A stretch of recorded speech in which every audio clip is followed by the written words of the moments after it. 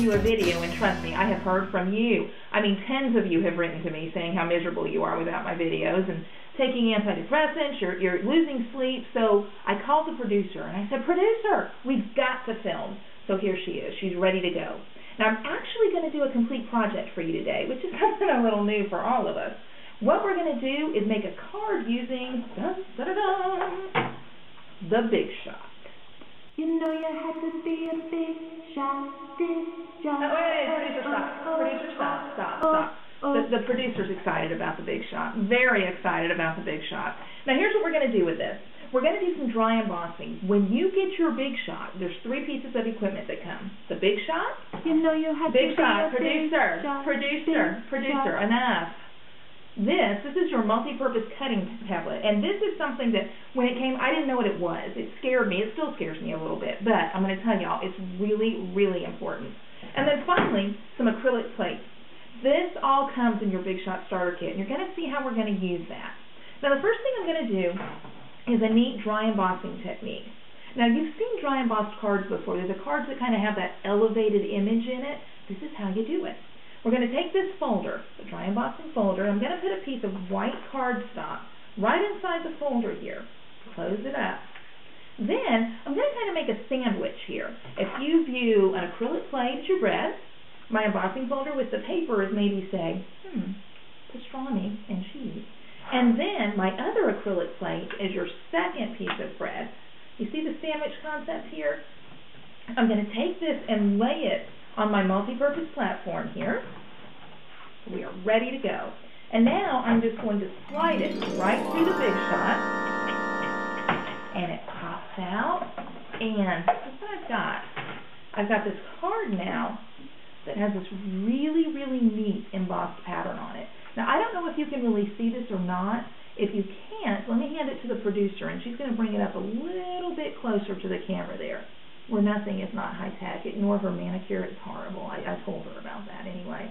Now, here's the neat thing. This is the raised side, but this technique that I'm going to teach you is actually going to use the reverse side, okay, sort of a negative image. Here's what we're going to do.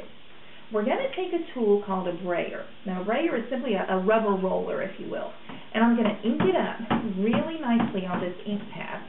Now, it's going to take a minute to ink it up because I want to get it nice and covered here. Now the color I'm using is Sage Shadow, and I'm actually using Sage Shadow for 2 reasons. One, because it looks pretty, but 2, it's the producer's favorite color. And then what I'm going to do, please hang up and try again. And here's what we're going to do with this. Okay, note to self, if you're going to use the brayer on a video to be broadcast throughout the World Wide Web, make sure you clean the brayer first. I told the producer, she's not doing it. Anyway, let's start. So I've got the dry embossed image done here, and I'm going to use the brayer, a new brayer now, and I'm going to roll it to Sage. Still the producer's favorite color, so I'm cutting her a little bit of slack. Now guys, here's the thing with brayers. People have used them and they're like, they don't work for me, it doesn't work. That's because you really, really, really have to ink it up really well. And when you go to roll, it's almost like painting a wall. You know how when you paint your walls, you do that sort of W-shaped thing and then you fill in between? That's kind of what we're doing here with the brayer. Because as you can see as I roll, I'm seeing, some different consistencies and stuff in there. And I can even all that out. It just takes a little bit of work.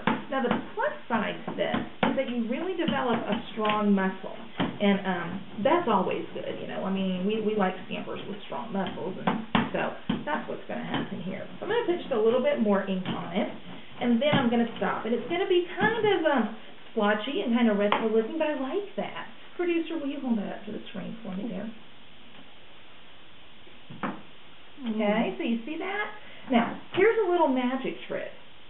If you take a scrap of paper or even your finger, and you can kind of buff over it a little bit, you can get some of that sage out of your white so that white pops even more.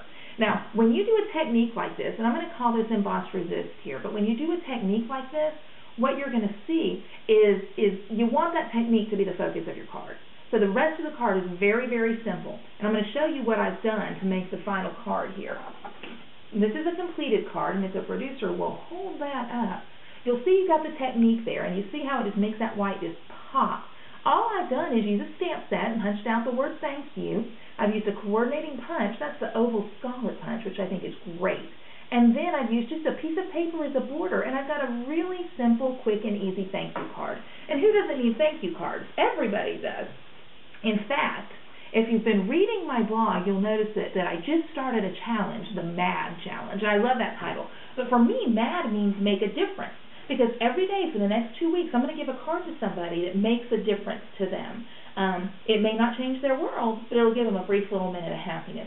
And what the producer doesn't know is that this thank you card done in her favorite colors is for her, for producing the video. See, she's overwhelmed. She's verklempt right now. I've heard that word before. I wanted to say it once. Anyway, so the producer's going to get this card, and I'll talk about that on the blog tomorrow.